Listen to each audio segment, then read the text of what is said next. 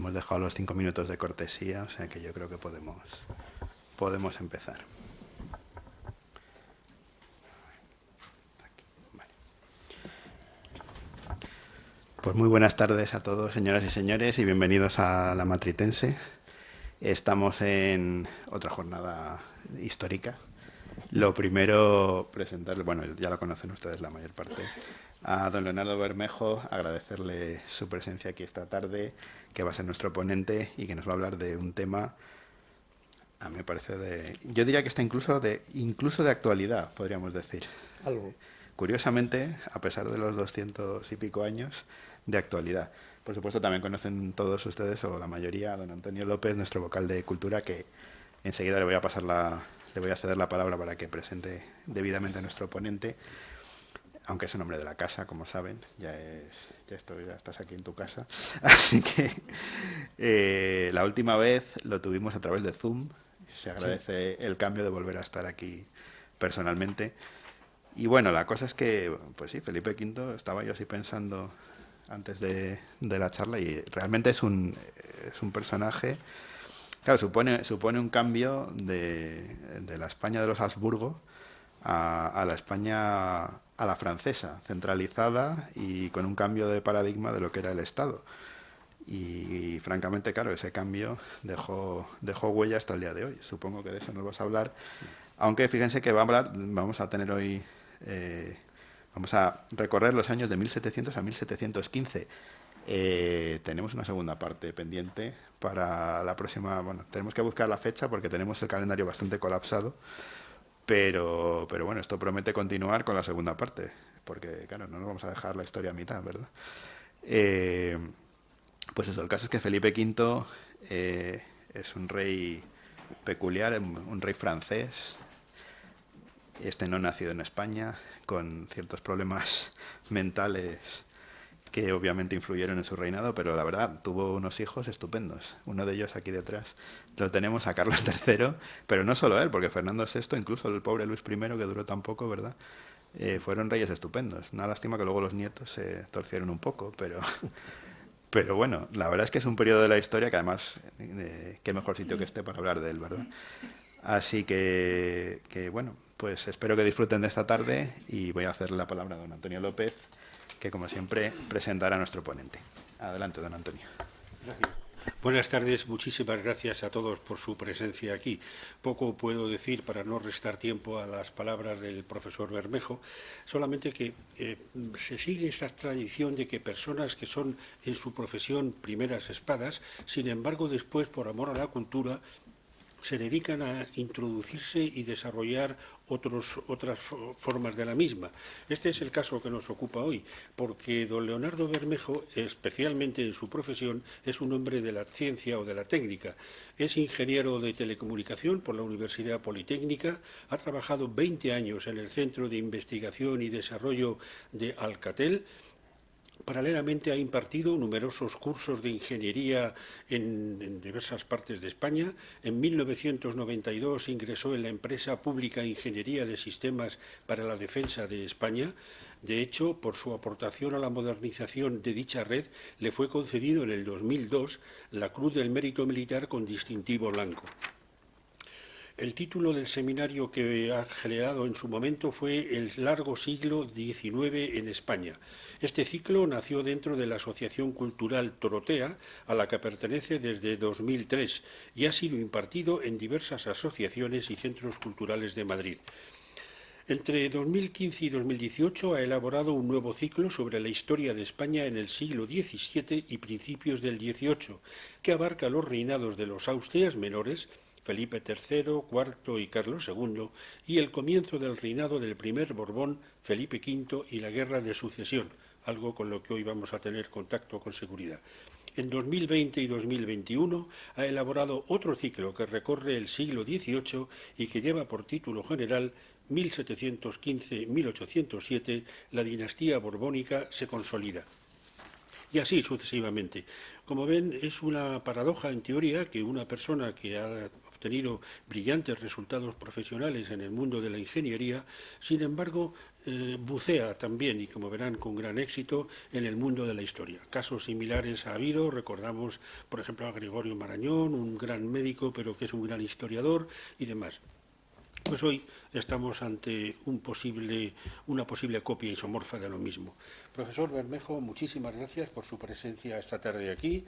Estamos ya dispuestos a gozar de su prédica. Bueno. Y eso sí, aquí tenemos un compañero que siempre me dice que no se me ocurra terminar cualquier presentación sin recordarles a todos que, por favor, enciendan los teléfonos móviles cuando hayamos salido. Muchas gracias por todo. Bueno, pues muchas gracias, Manuel, muchas gracias, Antonio. Como no os trato como el tema de don porque os considero amigos personales.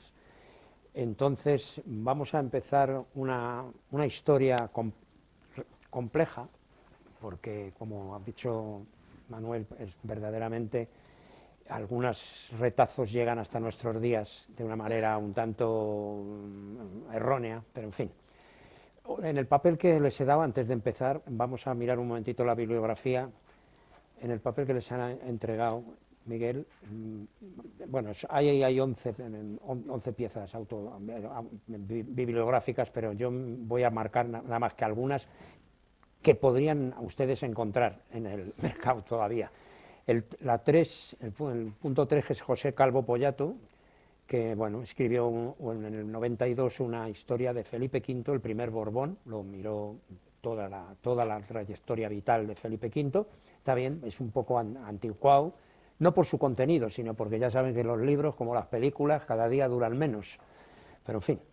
El segundo, el número 4 de Henry Kamen, es un historiador y hispanista, como conocen, que escribió un libro, Una sociedad conflictiva, España, entre 1469 y 1714. Yo me iría después al punto 7, Juan Granados. Ese es un librito de consulta, no tiene mucho contenido profundo, breve historia de los Borbones españoles, es del 2010, bueno, es tener un pequeño conocimiento de todos los Borbones, hasta Juan Carlos I. El punto 8, ese sí me interesa destacarlo porque hay que hacer una corrección, ahí no me di cuenta y puse un libro de Rubén Sáez Abad y hay que corregirlo porque no es La guerra del asiento de la oreja o de la oreja de Jenkins, sino que tendría que haber puesto la guerra de sucesión española, 1902-1715. Es un libro de la editorial Almena, ya saben que la editorial Almena se encarga de hacer libros sobre batallas o sobre conflictos. Es un libro interesante porque cuenta la guerra de sucesión con un grado de detalle verdaderamente asombroso. No sé si será fácil de encontrar. Es un libro, la última edición que yo conozco es del 2013, pero yo diría que en Amazon o en la Casa del Libro tal podría estar. Es muy interesante, es una batida tremenda, es un libro que yo he usado ampliamente para mirar cosas de la guerra. Y el 9, que es del catedrático de Historia Contemporánea de la Carlos III, de Antonio Morales Moya, pues es un hombre que estudió primero, era licenciado en Derecho, curiosamente, acabó haciendo la licenciatura de Historia y acabó siendo académico de la Academia de la Historia. Ese libro, 1714, Cataluña en la España del siglo XVIII, es altamente recomendable para tener lo que vamos a ver hoy, precisamente, que es el preámbulo del reinado de Felipe V y luego la guerra. Es un libro muy interesante. Bien, dicho eso, voy a pasar, vamos a ver si pasamos las cosas con éxito y no me lío. Yo suelo empezar casi todas las conferencias con una música y eso es precisamente lo que voy a hacer ahora mismo. Es una música de más o menos aquella época. Es de la cabalgata militar de Joan Baptista Cabanilles, que es un compositor valenciano,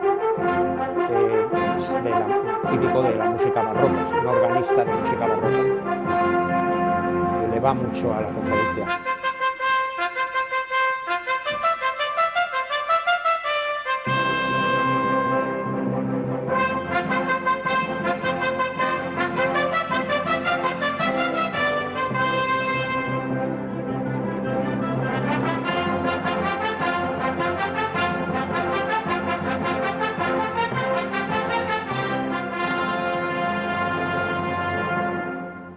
este dibujo, este fotograma que ven aquí, esto, ya me he equivocado, ¿ves? Bueno, este fotograma que ven aquí es en la portada del libro precisamente de Editorial Almena, lo digo para que lo tengan en la imagen. Bien, con esta diapositiva vamos a introducir un poco la conferencia. A finales del siglo XVII reinaba Carlos II, como ya saben ustedes, era un rey con una salud física y mental incluso muy tocada, o sea, una salud precaria, muy precaria. Y bueno, lo que va a ocurrir es que van a suceder una serie de acontecimientos en que su salud está presente. Pero vamos antes a decir una cosa, que es que el tratamiento de la sucesión de Carlos II, porque claro, con la salud que tenía, pues no era un hombre que no tenía herederos, y esa situación ha sido tratada en los libros de historia, pues quizá se ha fijado demasiado en las cuestiones internas de aquí, de España, en la pugna sucesoria entre los pretendientes, que como ya saben ustedes, uno de ellos era el duque de Anjou, nieto de Luis XIV, y el otro el archiduque Carlos de Austria, hijo de Leopoldo I, el emperador austriaco, emperador en ese momento del Sacro Imperio Romano Germánico, que era como se llamaba en esos momentos. También se han fijado mucho en las luchas cortesanas entre los partidarios de uno y otro, pero bueno, los historiadores ya a partir del siglo XX han entrado mucho más en detalle de este reinado, y se han dado cuenta de que lo que estaba ocurriendo realmente era un proceso de reordenación territorial y política de Europa, no era solamente una cuestión interna de España, ni muchísimo menos. La guerra se desarrolló a lo largo de España y de muchos puntos de Europa, como ya veréis. Entonces se estaba fraguando algo muy serio, porque la cuestión sucesoria tenía una agravante, y es que la herencia española era una herencia tremenda, las Indias, España, territorios de Europa. Entonces, claro, la desaparición de Carlos II era el momento que podían aprovechar todas las potencias, precisamente, para intentar liquidar el imperio español y repartírselo buenamente como buenos hermanos. Y efectivamente la crisis sucesoria del trono se comenzó con un terremoto cuyo epicentro fue en 1700, que fue la lectura del testamento de Carlos II. Cuando Carlos II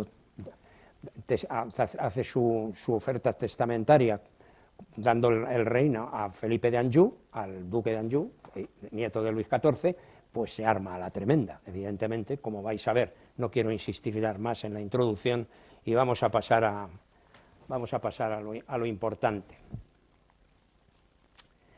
Bueno, este es el índice de la conferencia. No voy a comentarlo porque si no vamos a perder un tiempo precioso repitiendo cosas que vamos a ver después.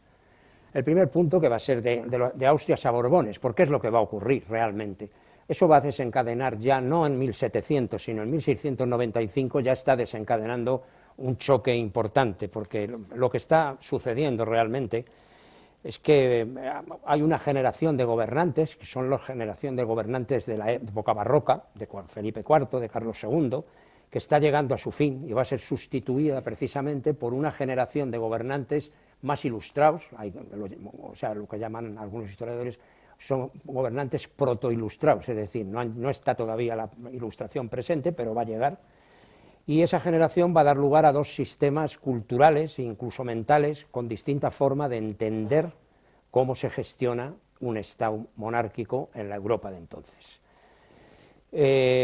Como dice el historiador Peña Izquierdo, el choque cultural barroco-ilustración, que lo tenéis ahí apuntado ya en la transparencia, fijándonos en ella, iba a plasmarse en lo que se llamaba la dialéctica periferia-centro.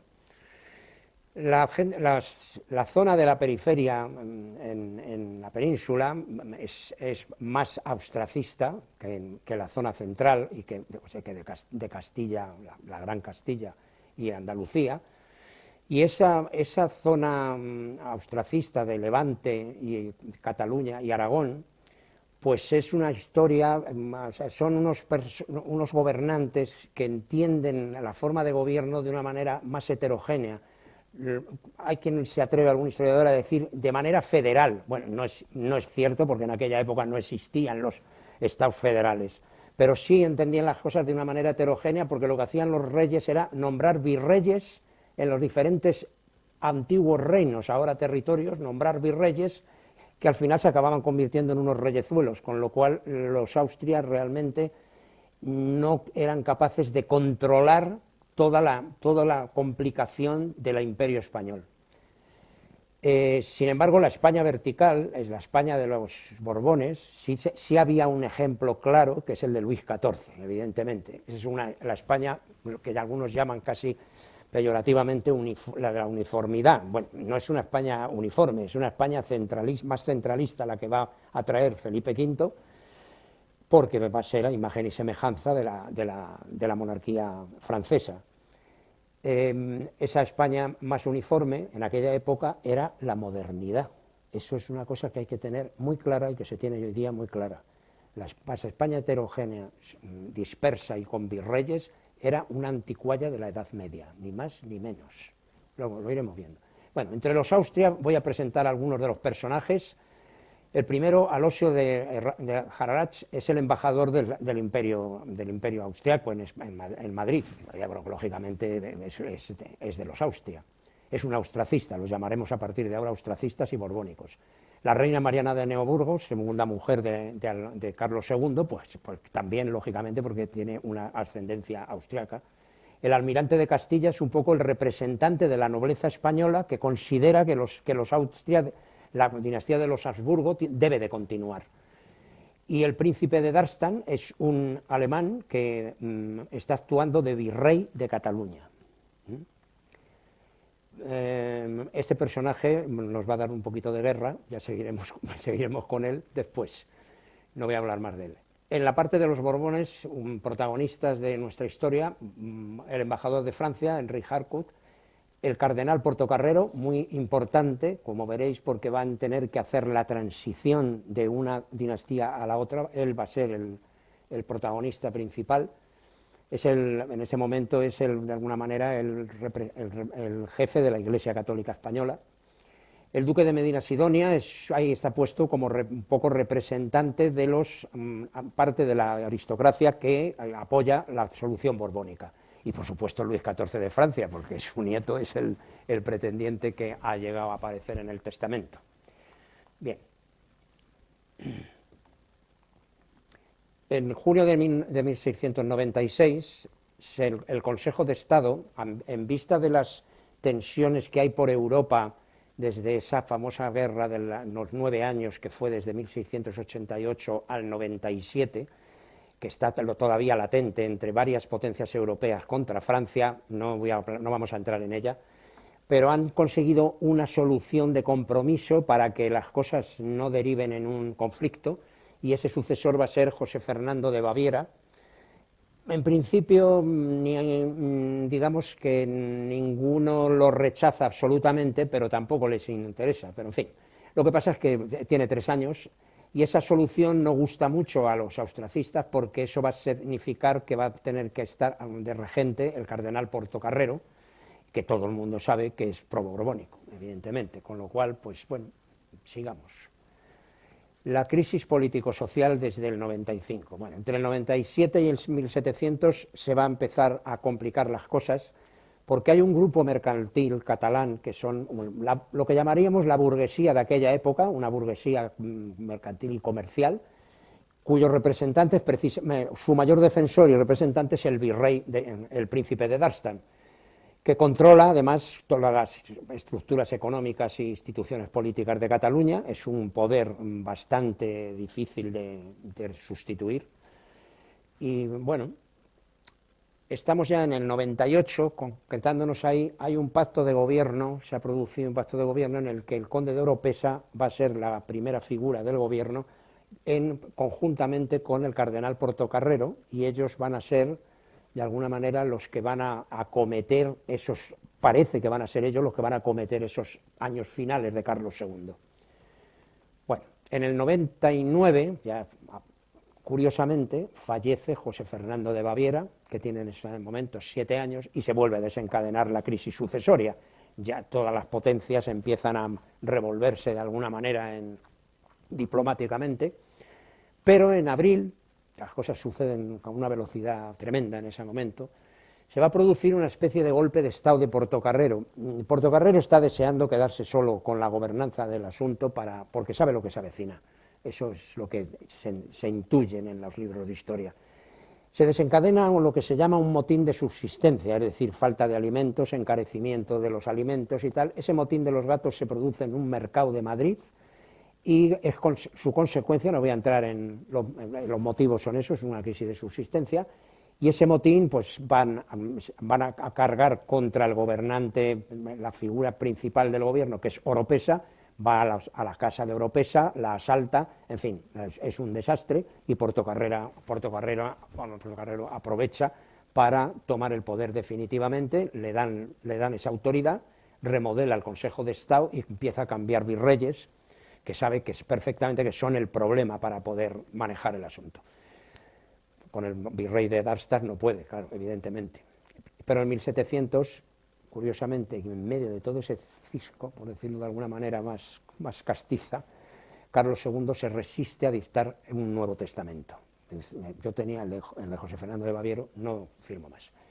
Y en marzo las potencias europeas lo que hacen es volver otra vez a generar un acuerdo de sucesión, repartición del Imperio Español.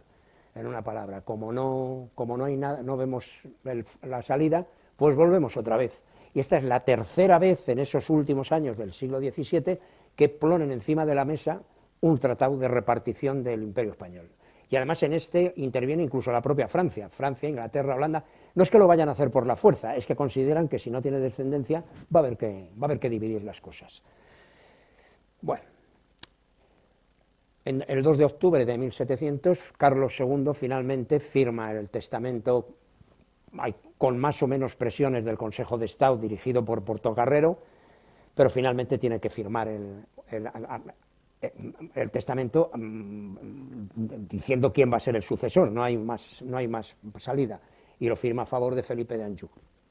El firmarlo nos podría dar para una conferencia los motivos por los que se llega a esta situación, pero una rápida para que lo entendamos es que Portocarrero tiene pánico, y muchísimos los que apoyan tanto a los Austria como a los Borbones tienen pánico de que tiene que ser un descendiente que tenga el apoyo suficiente en Europa, con algún poder suficiente como para que el Imperio Español no se desmembre. Y claro, ese apoyo, el candidato ideal es Luis XIV. Es el que asegura que no se van a producir escisiones de la monarquía hispánica.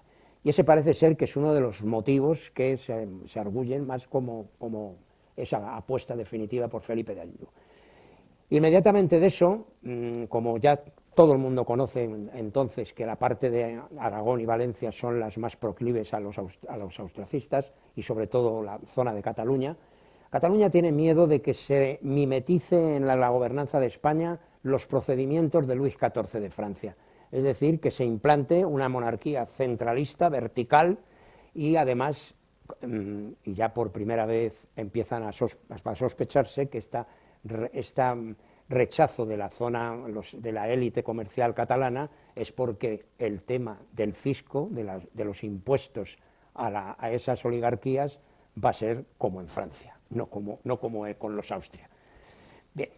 Entonces, afortunadamente, los tres comunes catalanes, que así se llaman entonces, es la Diputación. La Diputación es una especie de proyección de la Generalitat, en ese momento es una representación de la Generalitat, que es la que administrativamente gestiona Cataluña.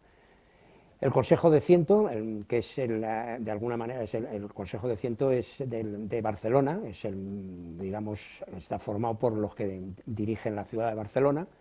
El brazo militar de Cataluña el brazo militar, luego hablaremos de los brazos, hay tres brazos, militar, eclesiástico y popular, luego los comentaremos, de Cataluña. Esos tres poderes forman lo que se llaman los tres comunes catalanes y han aceptado la sucesión borbónica en ese instante, en ese momento.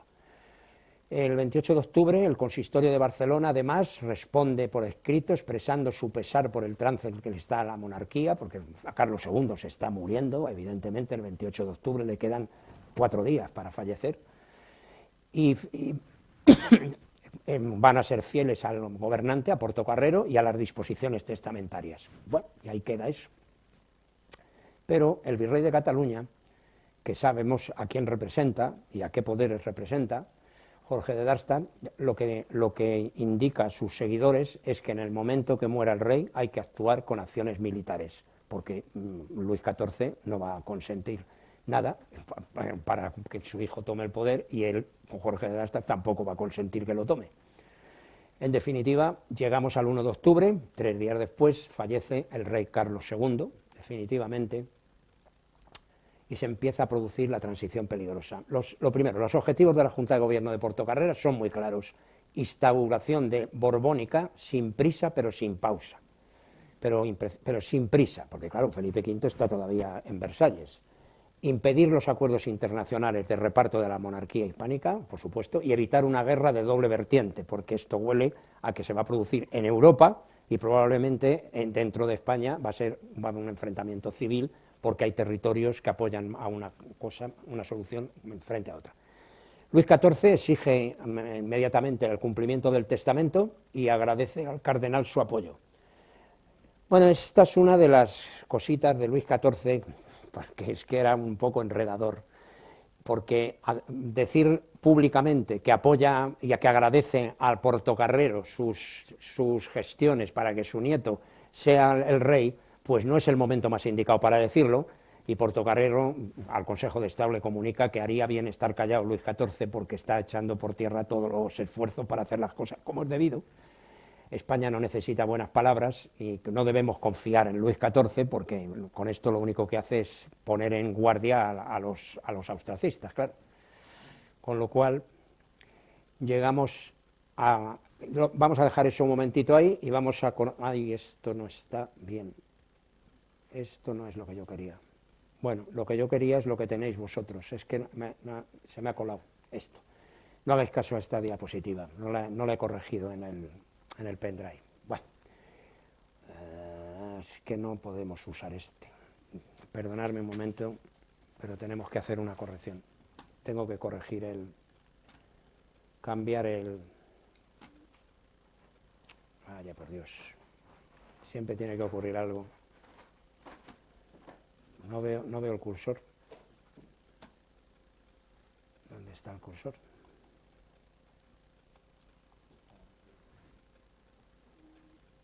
Está escondido. ¿A dónde?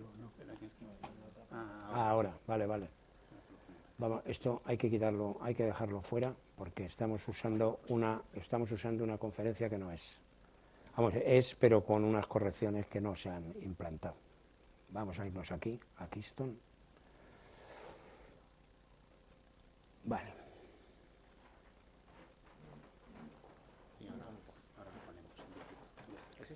Sí, es esta.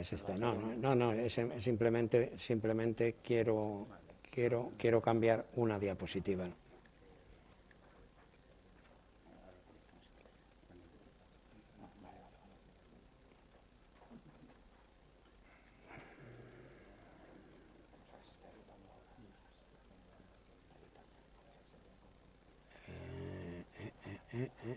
¿Dónde estás? Aquí. Perdonadme, todo en esta vida, por mucho que ate uno los cabos, siempre hay algún cabo que se escapa. En fin. Vale. Esto es lo que tiene el directo. Pero bueno. Ya está. No, ya está. Esto es Luis XIV, que está por aquí enredando ya. Menudo. ¿Ahora? Y me llama mucho la atención cuando ves el mapa de Francia antes y después de Luis XIV, dices, madre mía, un porcentaje apreciable del territorio francés se debe a Luis XIV, vale, del actual. O sea que, a costa de todos los vecinos, incluidos nosotros. Así que... Sí, ahora le hago la duplicación. Menudo negocio. Vale. Es que yo he hecho cambios esta semana y no me he dado cuenta de que tenía que haberlos implantado aquí.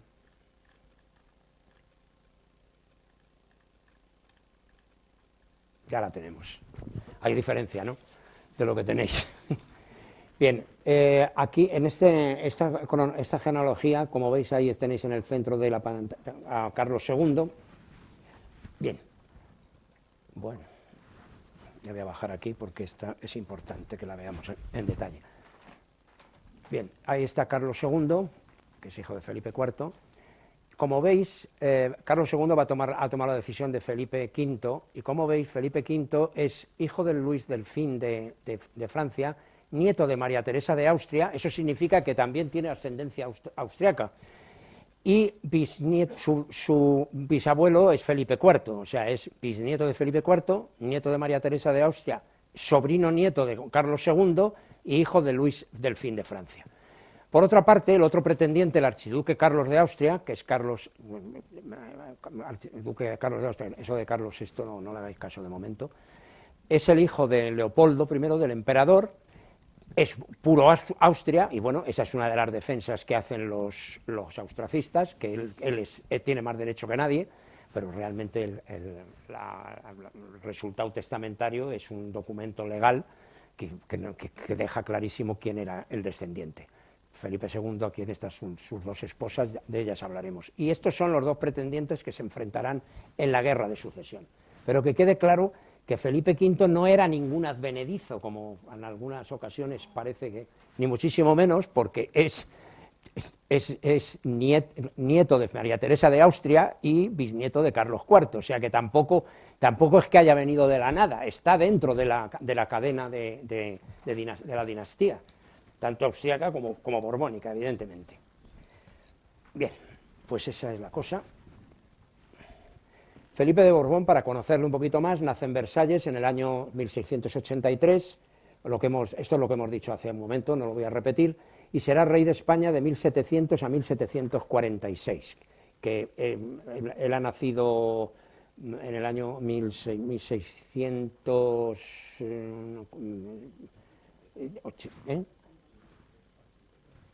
Ay, no lo he visto. Ah, sí, está arriba, joder, es que como me lo he querido saltar porque ya lo había contado. O sea que va a tener 17 años cuando llegue en 1700 a Madrid.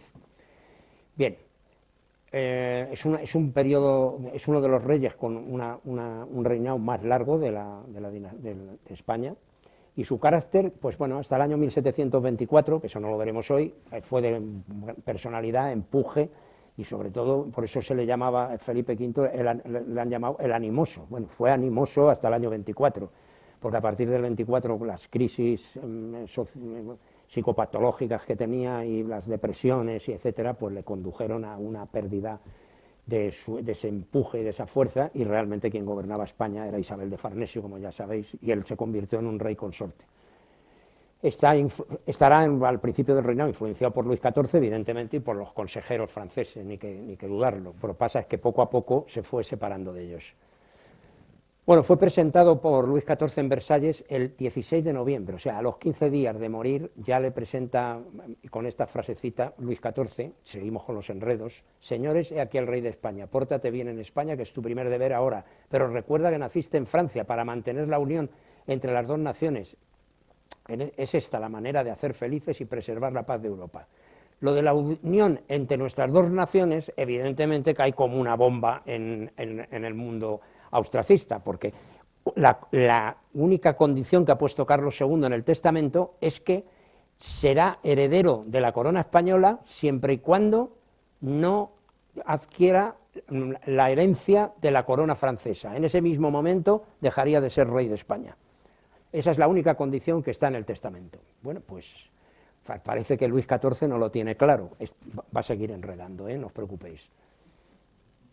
Bien, en enero de 1701 llega Felipe V a España, el duque de Osuna le recibe, incluso yendo a Francia a recibirle, y la primera orden que da el rey, porque conoce ya el tema como está, fijaros que es un chico de 17 años, pero ha tenido una formación muy importante en Versalles.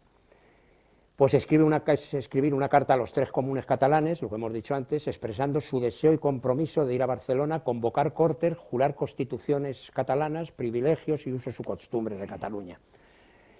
En el segundo orden que da es sustituir inmediatamente al virrey de Cataluña, a Jorge de Darstadt, por el conde de Palma, que es un hombre competente que se ha formado en la administración española y que, curiosamente, es sobrino de Portocarrero, claro, es de la familia Portocarrero.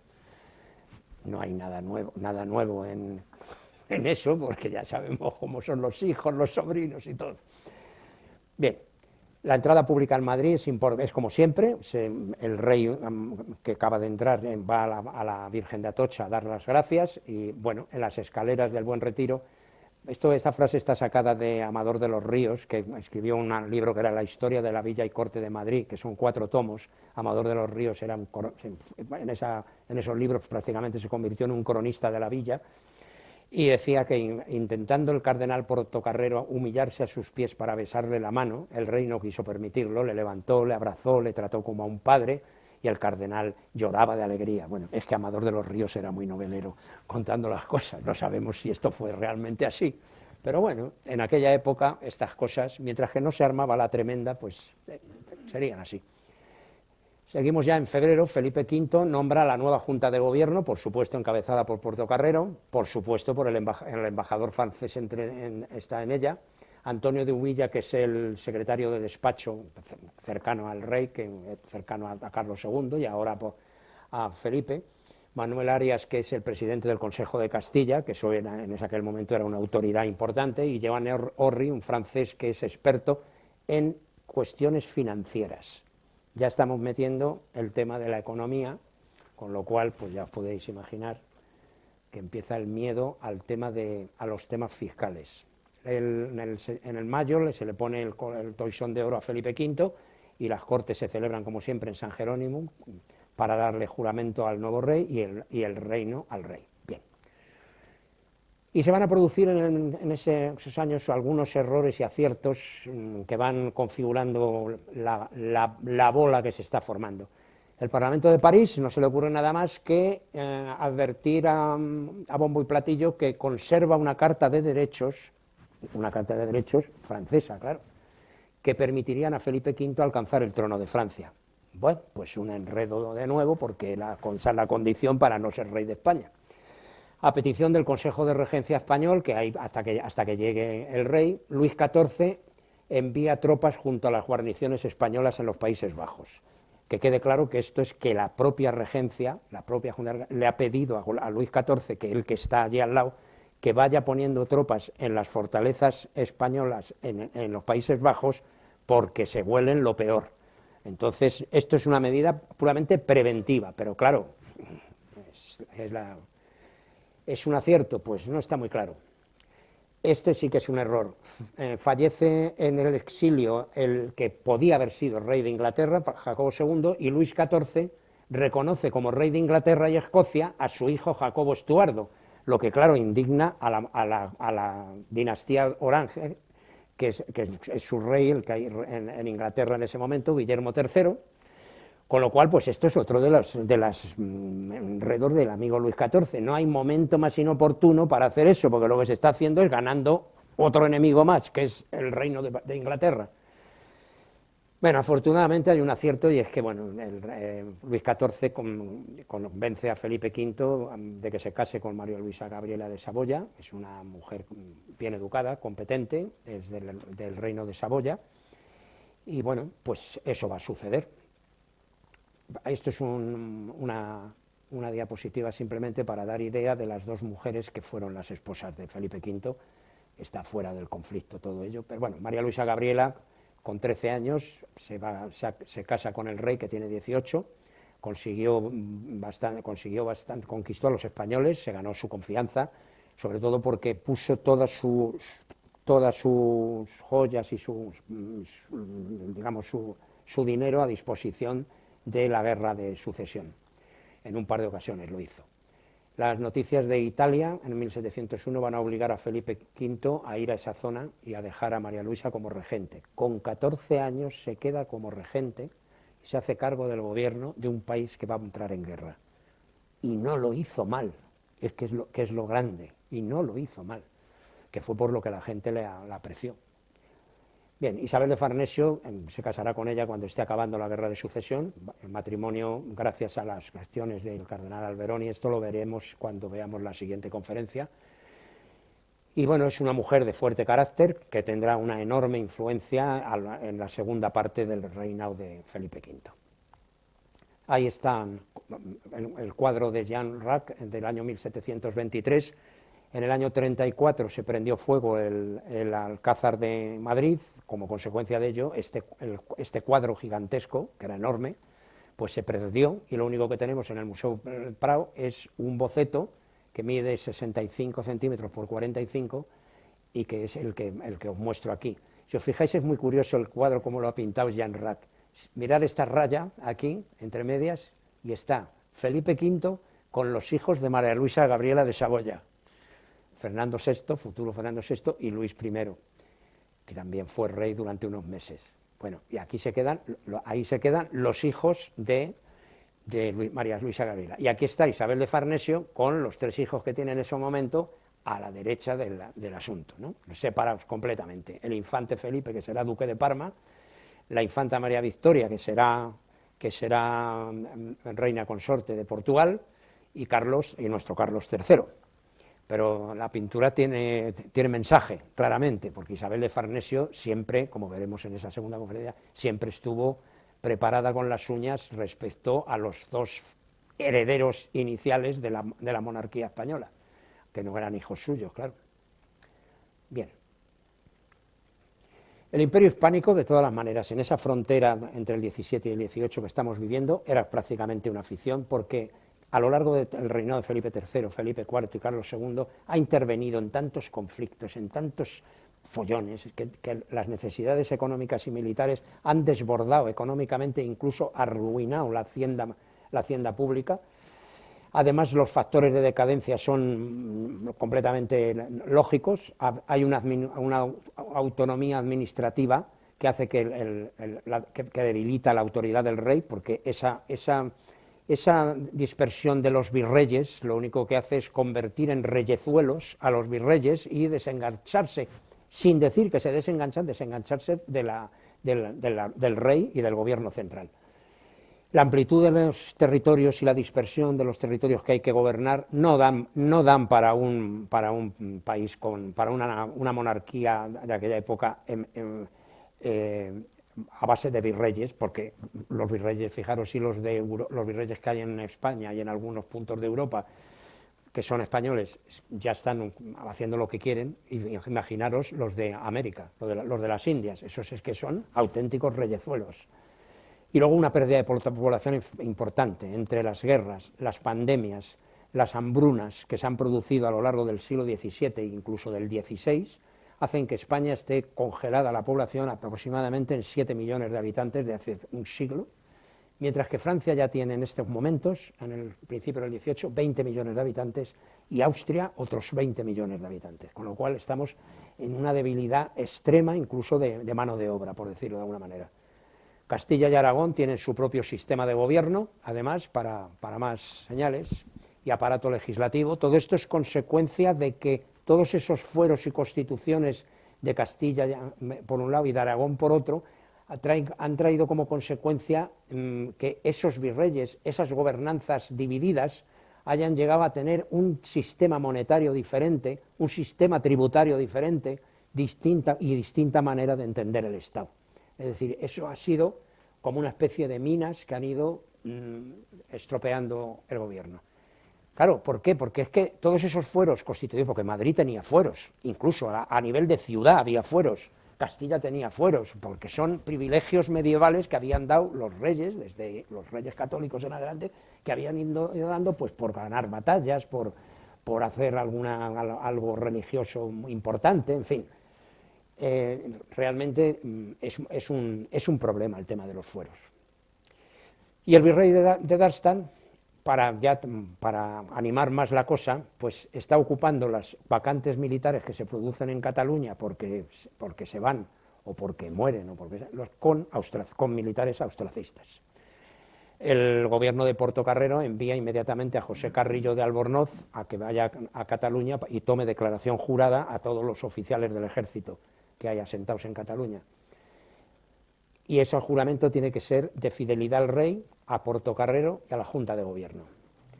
Darmstadt ni siquiera le recibe a José Carrillo, o sea, no quiere, el enfrentamiento está servido, no quieren ya relaciones.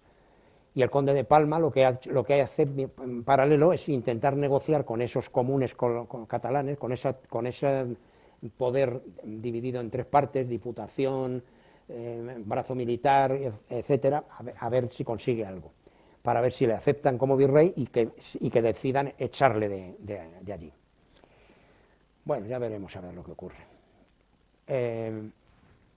De cualquier manera, entre 1702 hay que convocar ya cortes, porque va a haber que convocar cortes en diferentes partes del país, con objeto de que, bueno, el rey jure y los diferentes territorios le juren a él y queden las cosas bien amarradas, ¿no? Pero al rey le llegan unos informes de que no se celebren cortes hasta que no se termine el conflicto de Italia y de los Países Bajos, que luego veremos. Además, el pacto que ha conseguido el duque de Palma con los comunes catalanes está basado en los negocios de la élite comercial catalana. Es decir, realmente los que han negociado con Palma son esa élite que gobierna todo el comercio y la parte mercantil de Cataluña. No ha negociado con Cataluña, con todos los estamentos, es con ellos, porque sabe perfectamente Palma que ellos son los que pueden decidir las respuestas de los tres comunes, ellos están involucrados, son los que harán más cosas, no solamente esta. Y además que va a haber choque entre los tres brazos. Los brazos son instituciones que se forman cuando hay conflicto en Cataluña, cuando hay un conflicto que puede derivar en un conflicto incluso bélico. Hay un brazo militar que es el representante de la aristocracia o alta burguesía de Cataluña, el brazo eclesiástico, que es el representante del clero, y el brazo popular, que es el representante de las ciudades y villas. Bien. La Diputación de Cataluña, de cualquier manera, a pesar de ese informe, suplica que se convoquen las Cortes del Principado. Necesitan que se celebren las Cortes para que el rey sea asumido como rey de Aragón, vamos, y de Cataluña. Y a final de septiembre del 1, Felipe V jura las constituciones y fueros, o sea que es el primero que jura algo, la jura en público, en la plaza de San Francisco, y el 2 de octubre en la catedral. Bien, y todavía no se han celebrado cortes, pero es la única manera de intentar constantemente calmar las cosas y no llegar a lo que se puede llegar. Entre el 12 y el 31 se van a celebrar cortes, se abren las cortes en el Salón del Tinel de Barcelona, y el rey se tiene que ausentar unos días para irse a Figueras, donde toma en matrimonio a María Luisa. Entre el 12 y el 30 prosiguen las cortes y hay un enfrentamiento entre los tres brazos. Cada vez que un brazo llega a un acuerdo con la monarquía, los otros o alguno de los otros hace lo que se llama en catalán un desistiment, que es un desistimiento, o sea, esto lo rechazo. Y ahí se enredan constantemente, e incluso ellos mismos proponen suspender las cortes hasta que lleguen a un acuerdo entre ellos. Felipe V les dice que de eso nada, se niega rotundamente. Estas cortes se siguen en marcha y ustedes negocian. Principales cuestiones en las cortes, pues conflictos entre los brazos, ya lo hemos dicho, situación económica y alojamiento de las tropas en Cataluña. Si estamos siempre con las mismas, con los problemas del alojamiento de tropas en Cataluña.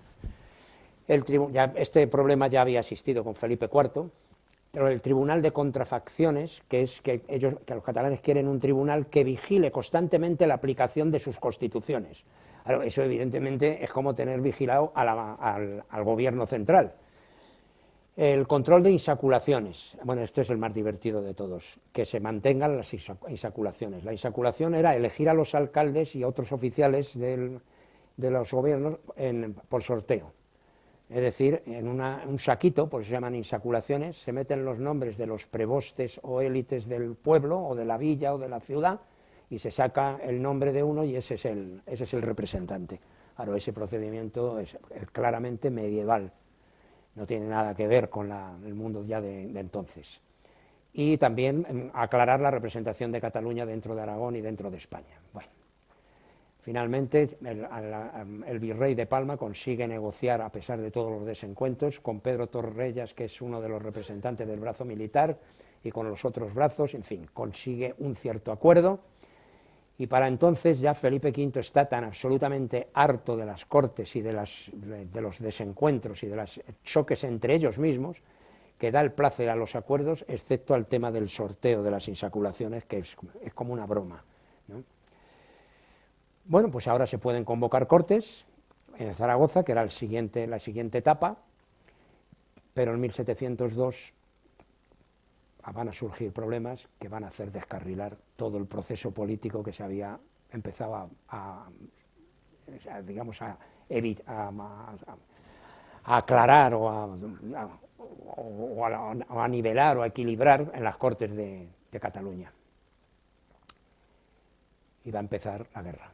Luis XIV ha violado además el Tratado de Ryswick, que es el que acabó con esa guerra de los 9 años del siglo XVII, porque ha colocado, les dicen que lo ha violado porque ha colocado tropas en los Países Bajos, pero no las ha colocado él, que se lo ha pedido el gobierno de España. Bueno, y además intenta mantener los derechos sucesorios de Felipe V en Francia, lo cual es absolutamente imposible, como ya sabemos. Las consecuencias de eso es que se van colocando cada uno en su sitio. El apoyo austracista en España es en los nobles castellanos, que eran contrarios al testamento, lógicamente. El almirante de Castilla, el conde de Cifuentes, el marqués de Leganés son los 3 representantes contrarios a Felipe V.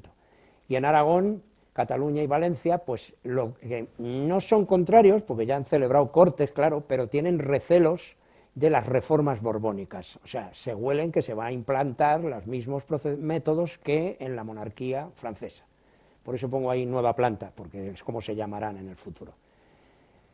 Total, que en Inglaterra, Austria, Holanda y Dinamarca promueven un tratado en La Haya, que es la Gran Alianza, la Cuádruple Alianza, a la que se unirán después el Ducado de Saboya y Portugal. ¿Y qué es lo que pretenden? Pues tienen un objetivo muy claro: repartirse el Imperio Español, ni más ni menos, hacer un equilibrio continental para evitar más guerras y apropiarse de Inglaterra, concretamente Inglaterra y Holanda, apropiarse del comercio de las Indias. La consecuencia de todo esto, de todo lo que aparece en esta diapositiva, pues es la guerra, evidentemente. Los primeros conflictos van a ser en el frente italiano y atlántico, ya en 1701, Inglaterra y Holanda, incluso ya sin estar encima de la mesa la alianza, ya han declarado la guerra a Luis XIV, el ejército austriaco entra en Italia, ocupando posesiones españolas en el norte de Italia, y el de Saboya, Eugenio de Saboya, vence a las tropas franco-españolas del mariscal Villeroy, que es este que está aquí, el mariscal, y este es el duque de Saboya. Y bueno, los derrota, con lo cual el conflicto lo tenemos en este momento en el norte de Italia y en los Países Bajos. Bien, la Gran Alianza ya definitivamente declara la guerra a Francia y España conjuntamente y comienza en 1702 la Guerra de Sucesión Española. Felipe V y el duque de Vendôme, ya hemos dicho antes que Felipe V se había ido a Italia, dejando a María Luisa, si os acordáis, aquí de gobernanta, y el duque de Vendôme, que es el militar más competente probablemente que tiene Francia en ese momento, pues vencen a los austriacos en Italia, y Felipe V puede regresar en 1703 a España. El duque de Vendôme es el de la plaza de Vendôme, como podéis imaginar, de París.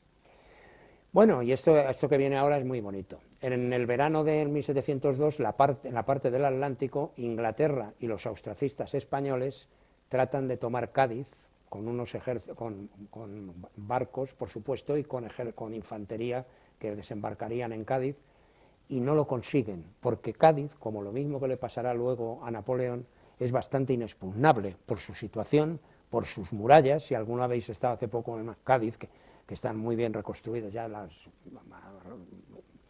murallas, es muy difícil tomarla por mar, sobre todo con lo que había en aquella época, y por la artillería poco podía hacer con esos murallones tremendos que son triples además, con lo cual pues se van hacia Rota y el puerto de Santa María y se dedican al saqueo, al robo y a dedicarse a robar precisamente en las iglesias, hasta tal punto que van generándose un odio en Andalucía contra lo que representa el austracismo, porque es que encima en algunos conventos ponen a las monjas a disposición de los soldados. Con lo cual ya en Andalucía saltan todas las alarmas, se empiezan a formar grupos militares o paramilitares contra los austracistas y Andalucía ya estará perdida para siempre para el Imperio Austriaco. Bueno, además lo que va a ocurrir es que los anglo-holandeses con el almirante Roque, que es un almirante inglés muy bueno, y el ejército de Cádiz que va a defenderlos, el del Marqués de Villarvardias. A partir de ahora, cuando veáis una cosa en amarillo, un nombre, un hecho y tal, es algo relacionado con los austracistas, y cuando lo veáis en azul claro, está relacionado con los borbónicos. Entran en Vigo, bueno, lo veremos en la siguiente transparencia. Esto es el intento de desembarco en Cádiz, ya lo hemos contado. Y esta es la ría de Vigo, lo que va a hacer la flota del almirante Velasco, del que viene con la flota de Indias, con el oro, la plata y las cosas comerciales de la flota. Lo que va a hacer es que en lugar de irse a Cádiz, que no puede porque está la flota inglesa, esa de Cádiz allí, al menos está delante de Cádiz, pues es subirse hacia Vigo y meterse por la ría de Vigo y esconderse detrás del estrecho de Rande, que está aquí. ¿Se ve el cursor aquí arriba? Sí, se ve, ¿no? Bien, en el estrecho de Rande, y ahí se va a esconder la flota. Pero previamente el astuto almirante que dirige la flota ha descargado la plata y el oro, las mayores riquezas, en Vigo. Aparece la escuadra aliada, que no sabe que se han descargado aquí las cosas, y bueno, la escuadra francesa y española ha colocado un muro de cadenas, vergas, cables y cosas delante del estrecho. Es donde está ahora el puente de Rande, que se inauguró hace unos años.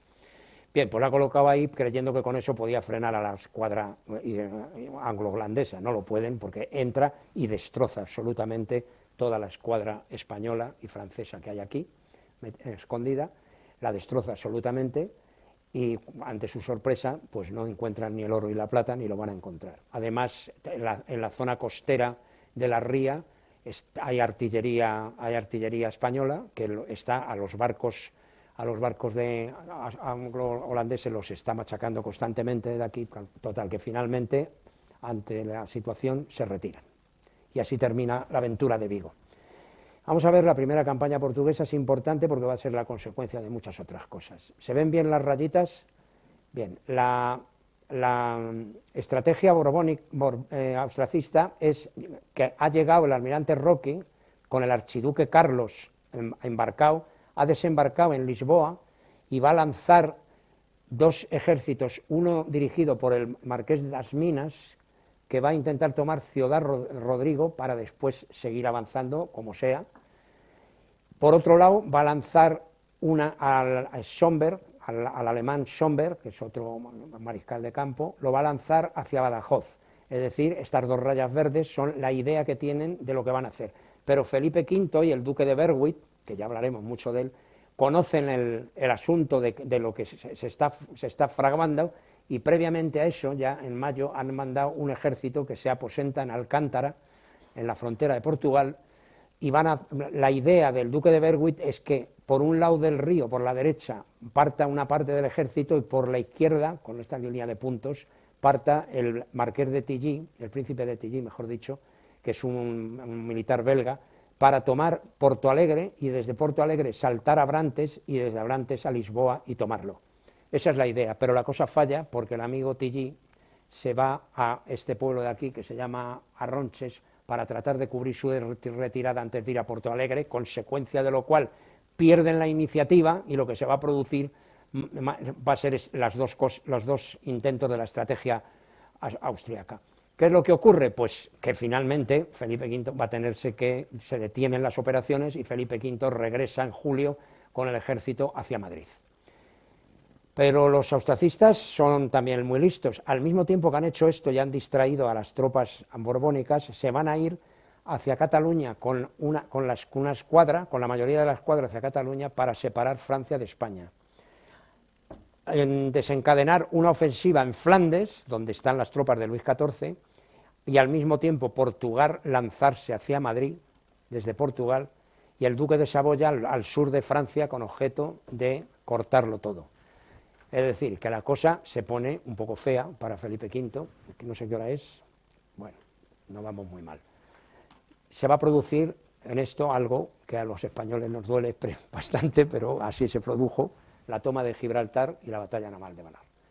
El almirante Roque, con la escuadra aliada, Darstan con el anglo-holandesa, sigue nuestro amigo Darstan, como veis, él sigue metido en faena, y el duque de Ormond, un inglés competente, con catalanes y aragoneses, van a atacar Gibraltar, que capitula el 4 de agosto. Importante detalle que nunca nos cuentan, y es que la toma de Gibraltar, la toma por la infantería, no desde el mar, estuvo realizada por un inglés, el duque de Ormond, dirigida con tropas inglesas, por supuesto, con tropas catalanas y aragonesas. Bueno, pues no deja de ser una sorpresa, ¿verdad? En agosto, la escuadra borbónica va hacia Gibraltar para intentar recomponer las cosas, retomarla, y se encuentra con una flota austracista frente a Málaga. Se va a producir una batalla campal, la única batalla campal destacable en la guerra, que acabó sin vencedores ni vencidos, claramente, que cada uno se retiró, unos a Gibraltar y otros hacia Málaga.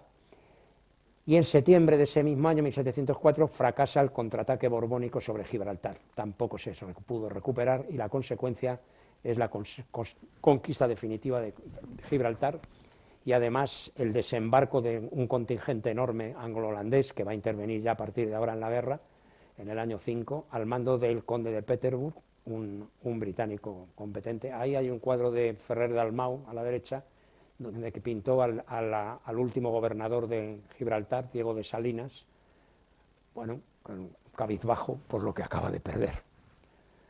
Bien, asedio austracista de Barcelona. Ahora ocurre una de las cosas que más enfadaron a Felipe V, y es que esa élite de propietarios y nobles catalanes que pactó con Palma, que está presente en todos los sitios sin estarlo, ha ido a Londres y ha firmado un pacto, a Londres, a Génova, donde le han recibido representantes británicos, y han firmado un pacto, una alianza político-militar de Inglaterra con esos propietarios y nobles catalanes, representantes del Principado, que se representan ellos solos, que es curioso, se arrogan la representación de Cataluña sin ser ningún poder político de Cataluña, pero es igual, los ingleses lo firman. Y Felipe V es consciente con ese pacto de que la segunda rebelión catalana acaba de comenzar, independientemente de lo que está ocurriendo en Europa y en otros puntos de la guerra, evidentemente. La primera fue, como sabéis, en 1640 con el levantamiento de los segadors, que tampoco fue un enfrentamiento por la independencia, fue un levantamiento contra las élites más ricas de Barcelona, y se armó una buena, como ya sabéis, pero bueno, ahí se queda. El archiduque Carlos, que está con la flota, van a ir al camino de Barcelona a intentar desembarcar en Barcelona, y cuando llegan a Levante desembarca en Denia una parte y se proclama rey en Denia. Esa proclamación en Denia, en el pueblo de Denia, trae como consecuencia una activación de la revuelta austracista valenciana, liderada por un personaje del pueblo, que es militar, pero está muy pegado a la población, a los campesinados valencianos, que es Joan Baptista Basset. Esa foto que hay aquí a la derecha es un hecho de piedra que está en el pueblo de Denia, que es una foto sacada por mí hace 2 o 3 años, y ahí está Joan Baptista Basset, héroe valenciano de la guerra de sucesión, líder maulet y que luchó por las libertades del pueblo. Bueno, para los valencianos sí, él luchó por las libertades del pueblo porque los propios austracistas tuvieron que meterle en la cárcel, porque su objetivo no era el tema austracista, su objetivo era mejorar las condiciones del pueblo valenciano. Bien, la flota austracista, que son 58 barcos, van a bombardear Barcelona, desembarcar 17.000 hombres, y están apoyadas por los vigitans catalanes, que son una unidad paramilitares, que acabarán siendo militares y defendiendo Barcelona, están a las órdenes y al servicio de esa élite comercial catalana. Es una élite que tiene su nacimiento, y de los vigitans en la plana de Vic, en la zona de Vic, de Cataluña. Bien, Barcelona capitula, el archiduque Carlos desembarca en Barcelona, jura las constituciones catalanas y es proclamado en Barcelona rey de España. Importante detalle, en Barcelona, en Cataluña, no se está luchando por la independencia de Cataluña respecto al resto de España, en absoluto, en toda la guerra se está luchando porque la solución sea austracista, porque la solución sean los Habsburgo. En absoluto está luchando nadie por la independencia. No aparece en ningún documento ni en ningún sitio que se esté luchando por la independencia de Cataluña. Están defendiendo sus fueros y a quienes ellos creen que les van a mantener los fueros y sus constituciones, nada más. Ese es el motivo. Bien, en 1706 se produce una contraofensiva borbónica en Barcelona que falla, no se puede. Felipe V llega a Madrid y la toma de Barcelona es un palo importante para la causa borbónica. Y se va a producir una segunda campaña portuguesa, ese marqués famoso de las minas que tomó Ciudad Rodrigo y Lord Galloway, que es un francés al servicio de Inglaterra, curiosamente, con 25.000 hombres, avanzan desde Portugal, toman Plasencia, Ciudad Rodrigo, Salamanca y llegan a Madrid. Y el archiduque Carlos entra en Madrid, se proclama rey, pero es mal recibido, porque los castellanos, en general, rechazan absolutamente la solución austríaca porque la han sufrido. Es decir, Castilla es la que ha estado siempre aportando económicamente, los pecheros castellanos, como decía un historiador, son los que han estado pagando, incluso la propia aristocracia castellana es la que más, la única que estaba luchando, intentando, algunos de ellos intentando que se cambiara el tema fiscal, pero no lo consiguieron, y el ejemplo son el conde duque de Olivares e incluso el pirata duque de Lerma, intentaron por todos los medios que se hiciera una mejor distribución de la renta y no lo consiguieron nunca. Pero bueno, el hecho cierto es que aquí el archiduque Carlos no es bien recibido en Castilla. Luis XIV aconseja a su nieto que a la vista de lo que ha sucedido regrese a Francia, pero Felipe V dice que no, que porque tal como se están portando con él los castellanos, los andaluces, en buena parte de Aragón y tal, no está dispuesto a abandonarlos y continúa su combate. Felipe V consigue un pequeño refuerzo, bueno, no es pequeño, de una soldada de 15.000 hombres y expulsa de Madrid a los aliados. Es bien recibido y toma Cuenca, Orihuela, y el duque de Berwick toma Elche, Elda y Cartagena, es decir, están empezando a tomarse la zona sur de Levante. Felipe V al mismo tiempo ocupa ya Castilla, Murcia y el sur de Valencia, y Luis XIV, ante la posibilidad de que la guerra dé un vuelco ya, envía al duque de Orleans, que, bueno, hay mucho que hablar del duque de Orleans, pero como militar no hay nada que decir, va a aparecer con refuerzos.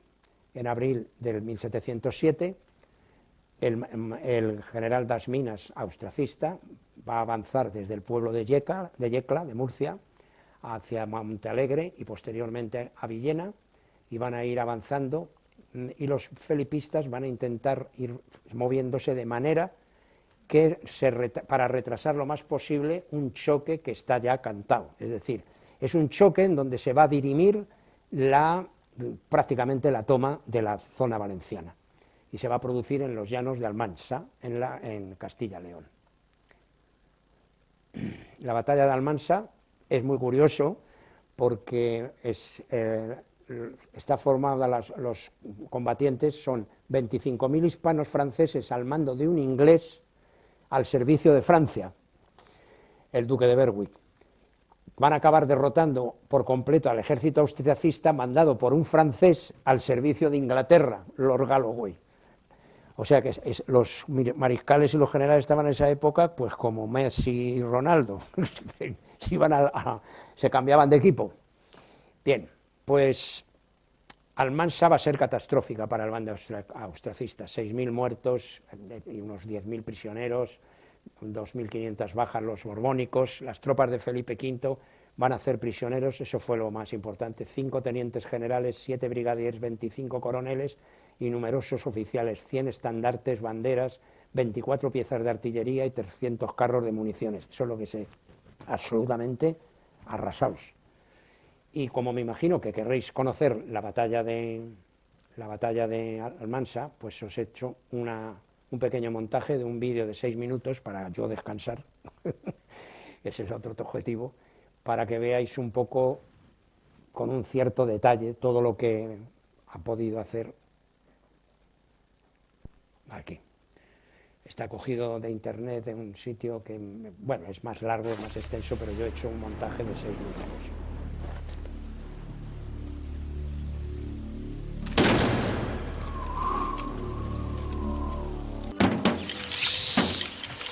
Felipe V y sus partidarios estaban decididos a recuperar Valencia y las poblaciones del reino, defendidas por campesinos, artesanos y tropas inglesas, mandadas por Lord Peterborough. Sí, queda un poquito. Las tropas borbónicas franco-españolas vienen por Murcia y Vamos a Castilla. acelerar. Se unirán a un ejército francés que atraviesa los Pirineos. Por su parte, los austracistas desembarcan en Alicante para unirse a un contingente portugués que atraviesa la península. El encuentro parece inminente. Abril de 1707. Con la mejora del clima y la aparición de los pastos de primavera, dos grandes ejércitos se aproximan. Los espías austracistas informan que tropas borbónicas se despliegan en el área de Almansa. Ellos escogen campo. Calculan que son unos 30.000 hombres bien preparados y con buenos caballos. Los 20.000 soldados austracistas retrasan su avance porque Villena se les ha resistido.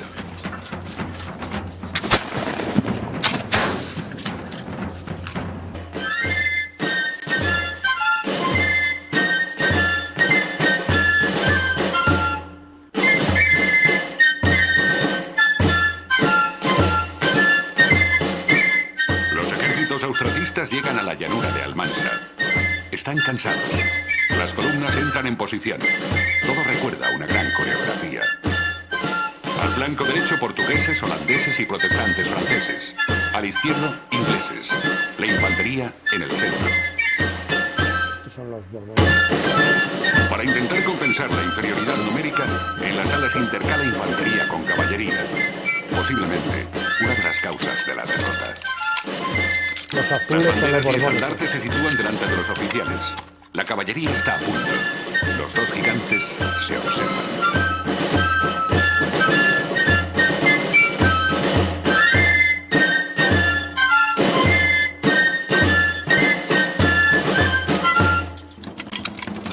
Los tambores, los pífanos y las cornetas provocan la euforia y anuncian el enfrentamiento.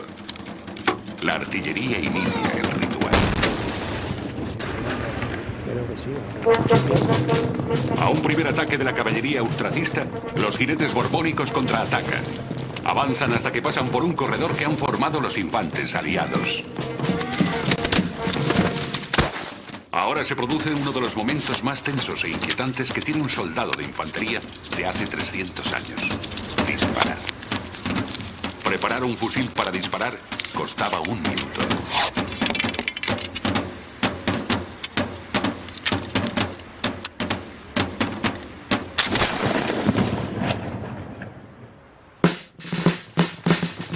Por el flanco norte, las caballerías de los dos ejércitos se desgastan mutuamente. El hugonote francés Galway, uno de los dos comandantes en jefe del ejército austracista, ordena continuamente la carga de sus infantes. Aparentemente, la batalla están ganándola los austracistas. Pero delante se encuentran un muro infranqueable, la Guardia Valona, las tropas de élite borbónicas. Por eso, intentan penetrar en oblicuo. Por la brecha, entran infantes que llegan a los muros de Almansa. Muchos batallones son succionados atraídos por el posible botín. Es entonces cuando el duque de Berwick toma una decisión que cambiará el resultado de la batalla.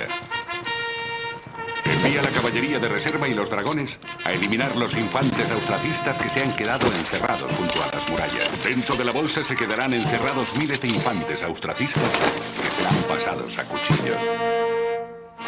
¡Apunten! ¡Fuego! avanzar a su mejor infantería con las bayonetas caladas y buscando el cuerpo a cuerpo.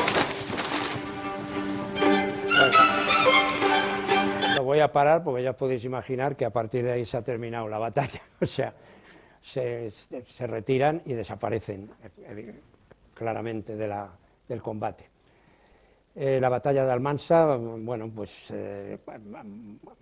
entregan las banderas aquí, al duque de Berwick le nombran duque de Liria, le pone el toisón de oro, como veis aquí está el duque de Berwick y Felipe V, el duque de Berwick es este que está aquí, abre el camino para la ocupación del reino de Valencia, y en Sátiva se va a producir una batalla tremenda que los borbónicos van a hacer alguna de las burradas de la guerra, arrasaron absolutamente Sátiva, la mitad de la población la echaron fuera y a la que quedó la pasaron a cuchillo. Fue tremendo.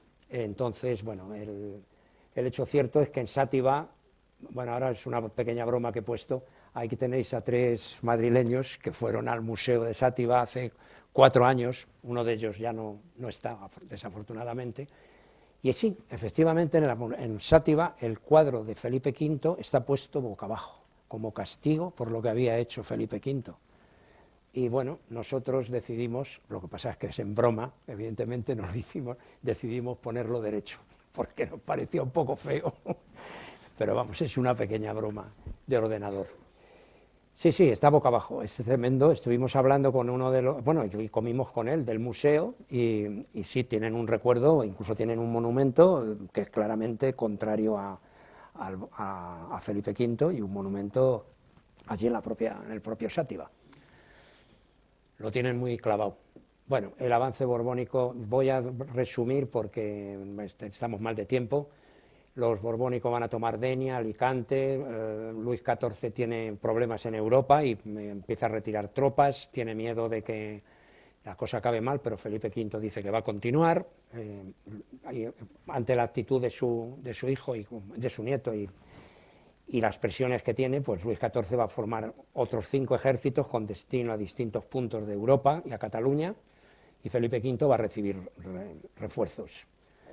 Me voy a saltar esto, son 2 batallas, Almenara y Zaragoza, que pierden los borbónicos, con lo cual se produce una situación muy peligrosa. Felipe V se tiene que retirar y el archiduque Carlos vuelve a entrar en Madrid y vuelve a ser recibido mucho peor que la otra vez. La gente por las noches va por las calles de Madrid gritando viva Felipe V, Felipe V reinará, tal, o sea, el duque usa la fuerza contra la gente, en fin, acaba todo bastante mal. Todo parece perdido, pero en ese momento llega el duque de Vendôme, que es uno de los refuerzos de Luis XIV, y se une a Felipe V, y se van a producir una serie de campañas borbónicas, que no voy a detallar ya. Se toma Brihuega, Villaviciosa y Gerona, y se toma sobre todo los emplazamientos a lo largo del río Tajo, de manera que no puedan llegar ya refuerzos austracistas desde Lisboa. Felipe V entra definitivamente en Madrid y la guerra va a terminar, no voy a entrar más en detalles. En enero Felipe V avanza ocupando territorio aragonés y comienza el largo camino hacia la paz. Bueno, no voy a entrar en el tema de la descendencia de Felipe V porque me alargaría mucho. El hecho cierto es que Inglaterra empieza a tener miedo de que lo que ha ocurrido es que ha fallecido el emperador José I, el hermano del archiduque Carlos, y al archiduque Carlos empieza a interesarle más el imperio que España. A Inglaterra no le gusta nada que se pueda formar, si gana el archiduque Carlos en España, que se pueda formar un poder entre el imperio español y el imperio germánico, y automáticamente comienza a negociar con Francia en secreto. Inglaterra se va a ir retirando de la guerra. El archiduque Carlos el 27 de septiembre del 11 sale de Barcelona camino de Austria para ser nombrado emperador, y en el 12 la reina Ana de Inglaterra convoca a todas las partes en Utrecht para desencadenar un tratado. Fallecen todos los herederos que hay en Francia cuando fallezca Luis XIV. Todos han muerto, ahora mueren los 2 últimos, y Felipe V es el que queda en cabeza para ser heredero de la corona francesa. La cosa se pone fea, pero bueno, En junio y julio se produce, en junio hay un principio de acuerdo, no voy a hablar de esta batalla. El hecho cierto es que hay un armisticio entre franceses y británicos y, lo más importante, Felipe V renuncia a la corona de Francia ante las Cortes y los embajadores de Francia y Inglaterra, para que quede claro que él no va a intervenir para nada en la sucesión de Francia. Francia e Inglaterra actúan además contra Carlos VI, pues se llama ya así el emperador, Carlos VI. La flota británica bloquea a su mujer en Cataluña, la cosa va a acabar rápidamente. En abril se firma ya un tratado entre Francia, Gran Bretaña, Prusia y Portugal y las Provincias Unidas, y esto se está acabando. Hay un tratado bilateral Gran Bretaña y España, y con Gran Bretaña va a conseguir Gibraltar, Menorca y unas ciertas ventajas comerciales con el Imperio Español. Los tratados de Utrecht van a conseguir lo siguiente: el emperador Carlos VI se va a quedar con los Países Bajos españoles, Cerdeña, Reino de Nápoles y Ducado de Milán. El duque de Saboya, la corona de Sicilia. Inglaterra, las posesiones en ultramar, Menorca y Gibraltar. Y Felipe V, el Reino de España y las posesiones ultramarinas. Hemos perdido territorios por todos los sitios. España ha sido expoliado porque entre las fuerzas austracistas de las potencias europeas y las fuerzas que se han enfrentado en Aragón y Cataluña, pues lo único que han hecho ha sido desmembrar de alguna manera, no mucho, pero desmembrar a la monarquía hispánica. Carlos VI, a pesar de todo, sigue sin renunciar a la corona de España, pero bueno, es igual. Bueno, este mapa es lo que he dicho antes, lo que hemos puesto por escrito, no voy a meterme en ello. A continuación de Utrecht se firman los tratados de Rastatt y Baden, que terminan definitivamente con la guerra. Felipe V en ese momento ofrece a Barcelona una salida negociada que es rechazada por la Junta, que está regida por Rafael de Casanova. Rafael de Casanova es el héroe al que ponen la bandera el día de la Diada, al que ponen las coronas de flores, pero Barcelona lo rechaza porque no incluye las constituciones catalanas. Bueno, el Tratado de Baden pone final a la guerra se prolonga en Cataluña, se produce un intento de final de las hostilidades, los austríacos abandonan Barcelona engañando a los catalanes, les dicen que van a defenderlos a sangre y fuego, y no es así. Y un tratado anglo-español establece la salida inglesa de Cataluña, se forma una junta de brazos, y en la junta de brazos, después de muchas discusiones, la parte militar y popular está a favor de continuar la guerra solo en Cataluña, solo en Cataluña y especialmente en Barcelona.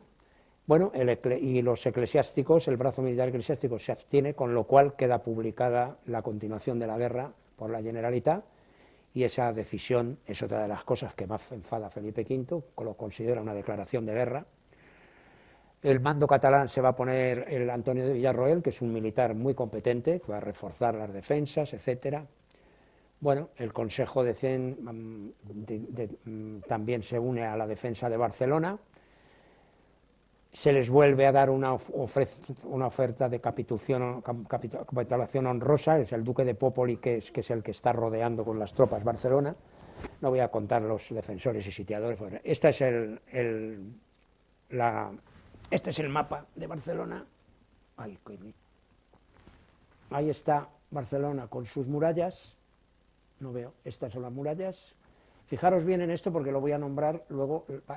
La puerta de Santa Clara, el baluarte de Santa Clara, la Puerta Nueva, el baluarte de Jonqueras, que ahí es donde caerá Casanova herido, el convento de Capuchinos y el convento de Santa Madonna y Montjuïc. Bien, quedároslo un poco en la cabeza, es decir, hay tropas austracistas en el exterior de Barcelona que serán poco a poco eliminadas para irse acercando hacia las murallas. Bueno, el ataque borbónico a Montjuïc es inútil porque se acaba tomando Santa Madonna, pero es igual, desde Montjuïc echan a los borbónicos, no consiguen nada, la cosa está muy mal. Se producen algunas tensiones entre los defensores de Barcelona que no conducen a nada. Y Barcelona está resistiendo no solamente por dignidad, por sus valores, sino que está recibiendo víveres y pertrechos desde Mallorca constantemente. Claro. Y eso, pues, es lo que les permite resistir. Hay un intento de golpe de Estado contra Casanova que va a terminar en la formación de una junta y darle todos los poderes a Rafael de Casanova. Comienza el bombardeo desde el Clot, desde esa zona que había a la izquierda, comienzan a bombardear Puerta Nueva y Santa Clara, que es ahí donde se va a jugar la batalla. Los borbónicos toman además ya las zonas exteriores y bueno, llega y además aparece el duque de Wervik, sobre todo con una artillería tremenda, 87 cañones y 30 morteros que cambian el sentido de la batalla. Finalmente, el último acto es el asalto final a Puerta Nueva, a donde entrarán las tropas. En Puerta Nueva se produce el asalto durante días, acaban tapando los agujeros que han hecho la artillería, se acaban tapando con los muertos, con las tropas austracistas muertas, pero es igual, al final es tal el número de borbónicos que ataca, que acaban entrando y se va a acabar todo. Casanova aquí herido, y en fin, así va a terminar el asunto. Bueno, pues tropas francesas asaltan el baluarte de Levante y las españolas Santa Clara y Puerta Nueva. Los combates son terribles, como hemos dicho. Esta es una pintura donde se ve aquí a Casanova en el momento que cae herido. Bueno, esto se ha terminado, se va a respetar la vida de los ciudadanos, la ciudad no será saqueada, las tropas regulares, a pesar de todo, se entregarán a discreción y todas las armas habrá que recogerlas. La consecuencia, como decía Vicent Vives, es que los catalanes lucharon por defender el sistema que había presidido la agonía de los Austria y que sin un margen de reformas de las leyes y fueros no era posible enderezar al país, era imposible. No voy a seguir con eso. Los decretos de nueva planta, la nueva planta no suprimió el derecho civil ni el penal, no se aplicó en Cataluña hasta el año 1716, en el 7 se aplicó en el Reino de Valencia con anulación total de los fueros, en el 11 en Aragón reconociendo parte de sus fueros, y en el 16 se empezó en Cataluña con una aplicación distinta según las zonas, en unas que habían sido austracistas no se aplicó con la misma dureza, se aplicó con dureza y en las borbónicas no. Y lo que sí se hizo en octubre es regular por decreto la nueva planta fiscal, que ese era uno de los grandes objetivos. Y sin embargo, a pesar de haber perdido la guerra, el crecimiento económico en el siglo XVIII de Cataluña fue fulgurante, una prosperidad agrícola bastante sólida que provocó un aumento de la demanda de bienes de consumo y un crecimiento comercial e industrial sin precedentes. Tanto es así que el crecimiento de población, que en aquella época es un punto importante, en los 400 años anteriores a 1717 la población catalana estaba estancada en 500.000 de habitantes, y desde el 17 hasta el 87, en 70 años, pasó de 500.000 a 900.000. Eso da una idea de que las cosas habían cambiado para bien. El desarrollo económico catalán del siglo XIX, que sabemos todos que fue tremendo, fue consecuencia sin duda del despegue del XVIII. Felipe V definitivamente fue el que trajo la Ilustración. Fernando VI después y Carlos III después la fueron haciendo, extendiendo y aumentando esa Ilustración, pero el que inició la llegada de la Ilustración a España fue Felipe V, claramente.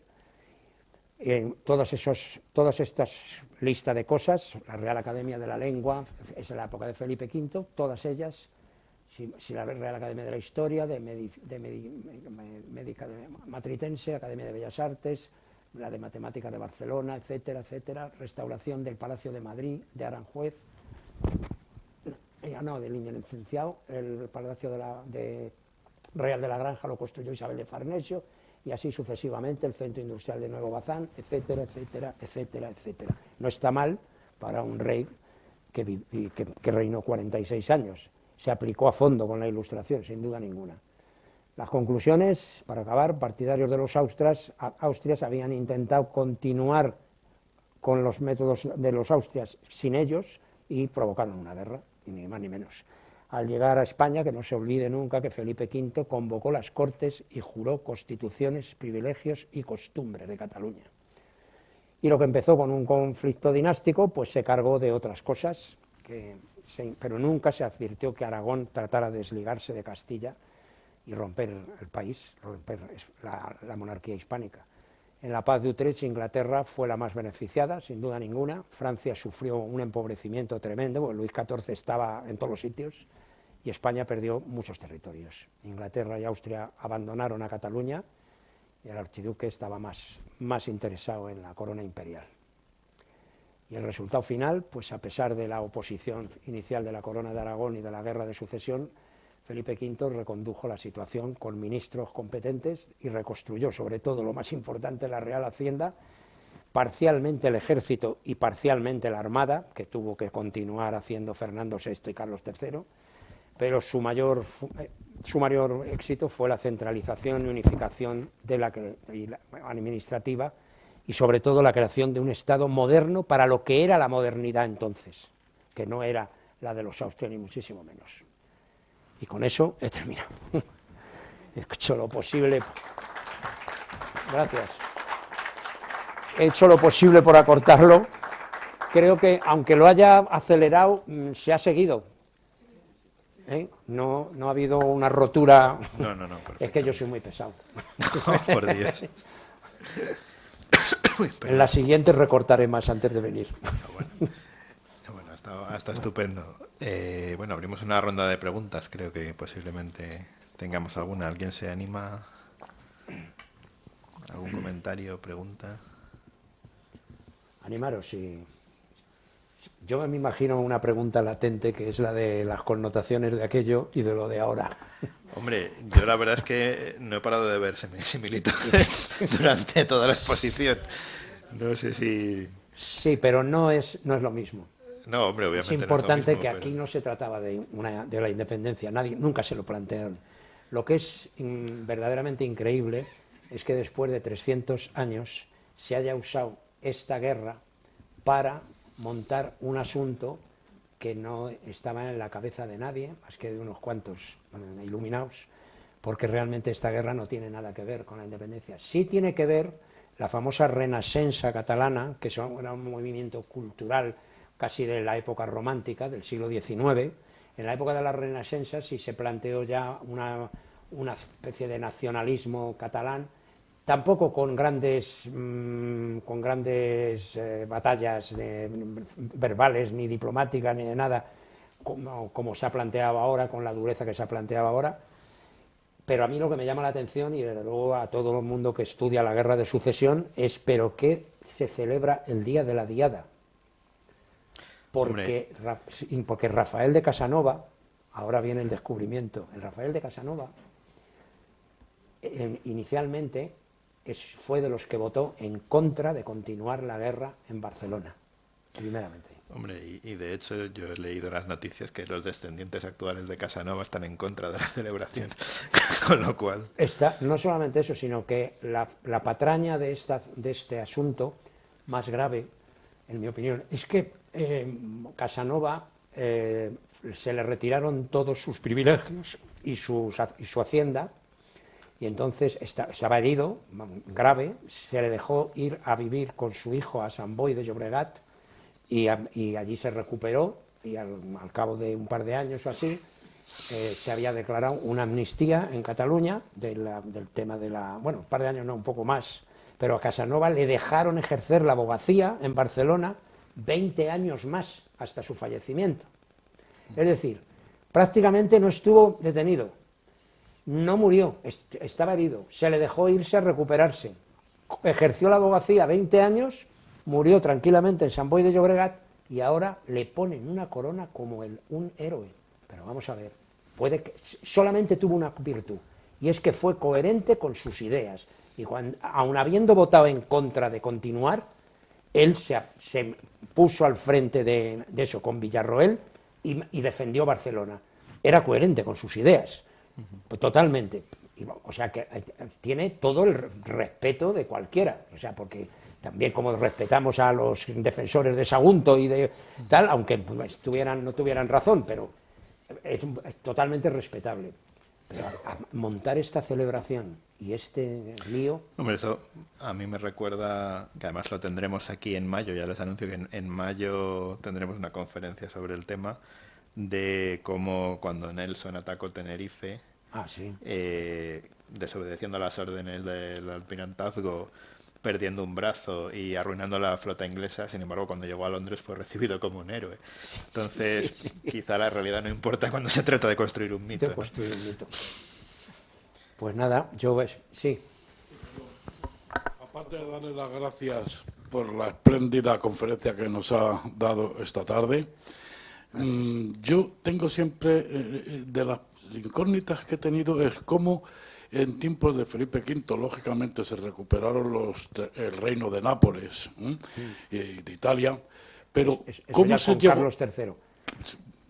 Bueno, pero Felipe V estuvo allí en Nápoles y parece que hizo un poco de no perderse el reino de Nápoles, igual que la isla de Sicilia, como es lógico, ¿no? Pero sin embargo, con los Países Bajos, ¿cómo sucedió la pérdida de la corona española en esos territorios? ¿Por qué? Bueno, pues porque llegó un momento en que nadie era capaz de defender un sitio donde que no nos había más que costado dinero y vidas. Era imposible defenderlo ni diplomáticamente ni internamente en España. O sea, había que abandonarlo porque en la época de Felipe II, Felipe III, Felipe IV, el problema es que la monarquía hispánica tenía el convencimiento que la pérdida de los Países Bajos era prácticamente el punto en que aprovecharían las zonas protestantes calvinistas y de la zona de Holanda, Inglaterra, la parte protestante de Austria, etcétera.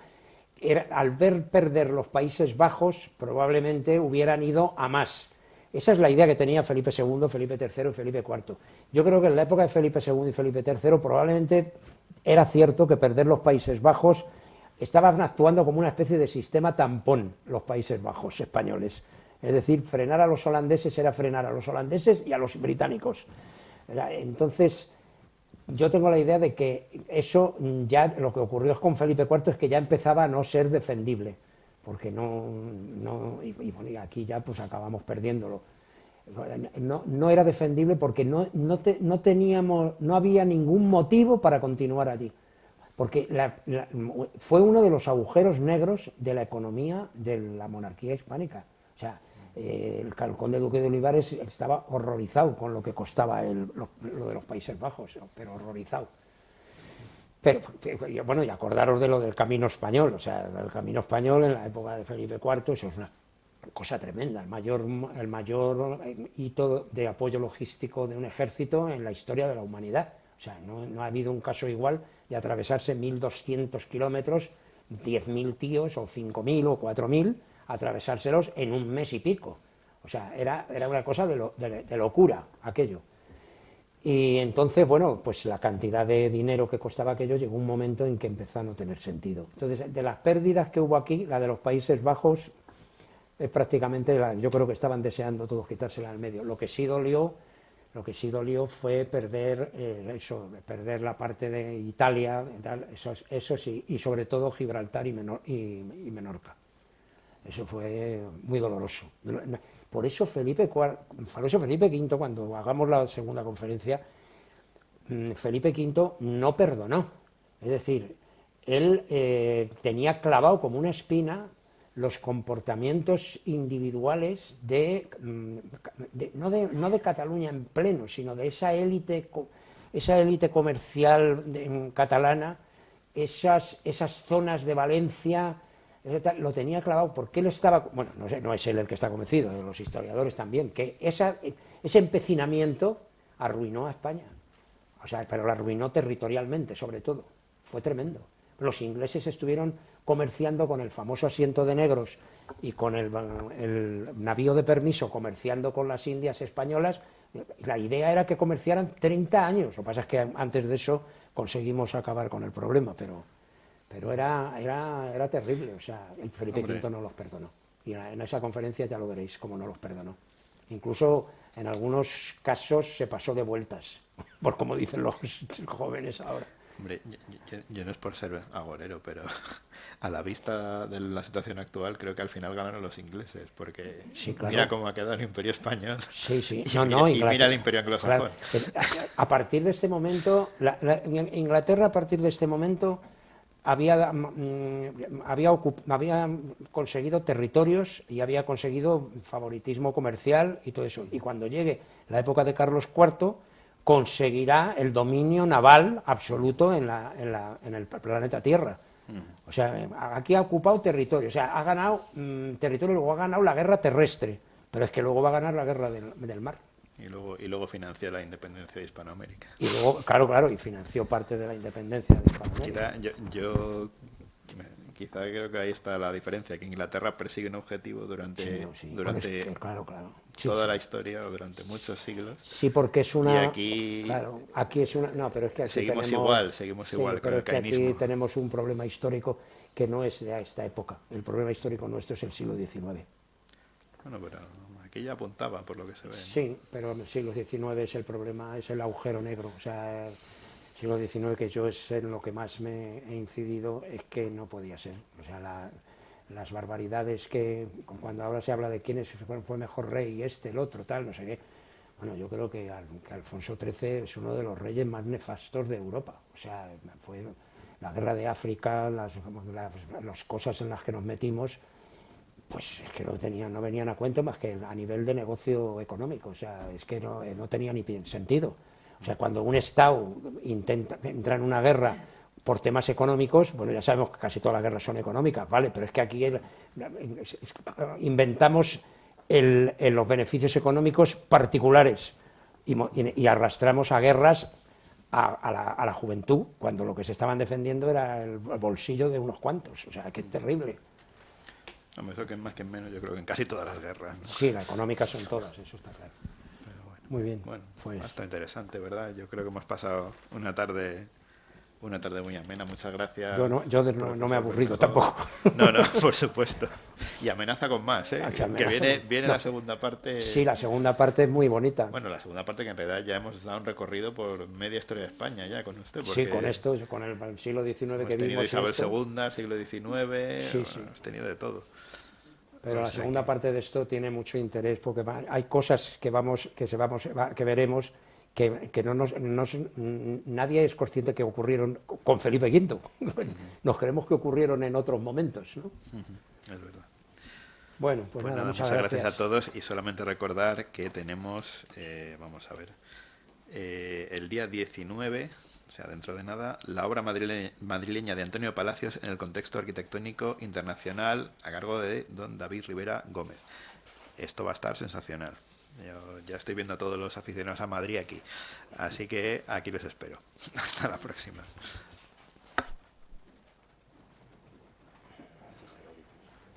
Bueno. Espera, que vas a tener que llevar algo. Ah, sí, vale.